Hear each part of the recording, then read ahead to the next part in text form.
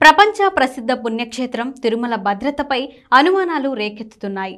కొండ మీద వరుసగా జరుగుతున్న ఘటనలు పోలీస్ శాఖతో పాటు టీటీడీ విజిలెన్స్ పనితీరును ప్రశ్నార్థకంగా మారుస్తున్నాయి.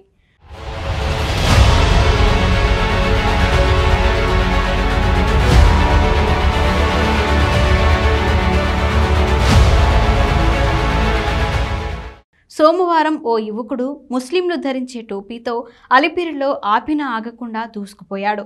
వినాయకుడి గుడి దగ్గర గార్డ్ ఆపేందుకు ప్రయత్నించినా ఆగలేదు.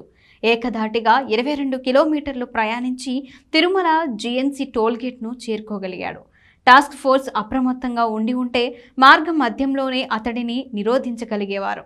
అతని మానసిక స్థితి సరిగా లేదు కాబట్టి సరిపోయింది, కానీ అవాంఛనీయ శక్తులు అయి ఉంటే పరిస్థితి ఏమిటన్నది ప్రశ్న.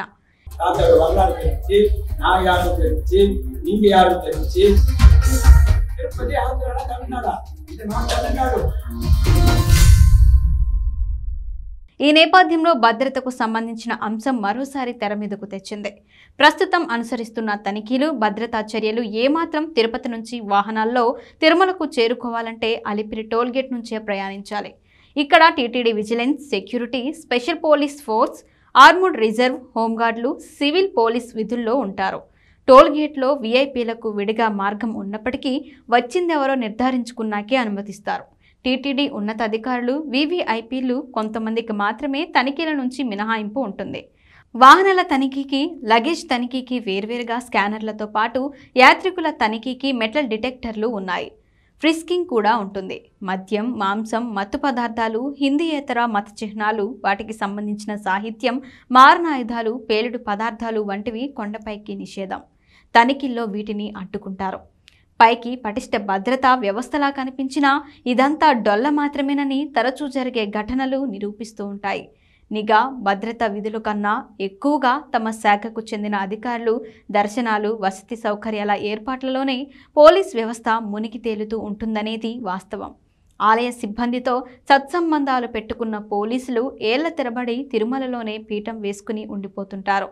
చిన్నారులు అపహరణకు గురైన సందర్భాల్లో తప్ప ఈ శాఖ వేగంగా స్పందించిన సందర్భాలు తక్కువ.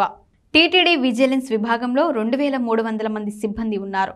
ఒక సీనియర్ ఐపీఎస్ అధికారి సారథ్యంలో ఒక అదనపు సివిఎస్ఓ, 3 విఎస్ఓలు, 6 ఏవిఎస్ఓలు, 12 మంది విజిలెన్స్ ఇన్స్పెక్టర్లు ఈ విభాగంలో ఉంటారు. తిరుమలలోనే 3 పోలీస్ స్టేషన్లు ఉన్నాయి. అదనపు ఎస్పీ, డిఎస్పీ, 3 సిఐలు, 6 ఎస్ఐలు సహా 125 మంది సిబ్బంది విధుల్లో ఉంటారు. అవాంఛనీయ వస్తువులు, వ్యక్తులను అలిపిరిలోనే అడ్డుకోవాల్సిన సిబ్బంది వద్ద కనీస ఆయుధాలు కూడా ఉండవు. కనీసం చేతిలో లాఠీ కూడా లేకుండా వీరు అవాంఛనీయ పరిస్థితులను ఎలా ఎదుర్కొంటారో టీటీడీ ఉన్నతాధికారులకే తెలియాలి. తిరుమలలో శ్రీవారి ఆలయం, భక్తుల భద్రతకు ఆక్టోపస్ బలగాలు అందుబాటులో ఉన్నాయి. అయితే వారి పరిధి శ్రీవారి ఆలయం వరకే పరిమితం. అలిపిరి, శ్రీవారి మెట్టు నడకదారుల్లో గట్టి భద్రత లేదు. టీటీడీలో కీలకమైన నిఘా, భద్రతా విభాగాన్ని తక్షణం పటిష్టపరచాల్సిన అవసరం ఉంది. అవసరానికి తగినట్టుగా సిబ్బందిని పెంచడంతో పాటు ఆధునిక నిఘా పరికరాల వినియోగంలో శిక్షణ ఇవ్వాలి. ఈ విభాగానికి నేతృత్వం వహించే సివిఎస్ఓ పోస్టు 3 నెలలుగా ఇన్ఛార్జితో నడుస్తోంది. జనవరి 8న జరిగిన తొక్కిసలాట ఘటనకు బాధ్యుణ్ణి చేస్తూ ప్రభుత్వం అప్పటి సివిఎస్ఓ శ్రీధర్ను బదిలీ చేసింది. చిత్తూరు ఎస్పీ చందోలు మణికంఠకు ఇన్ఛార్జి బాధ్యతలు అప్పగించారు.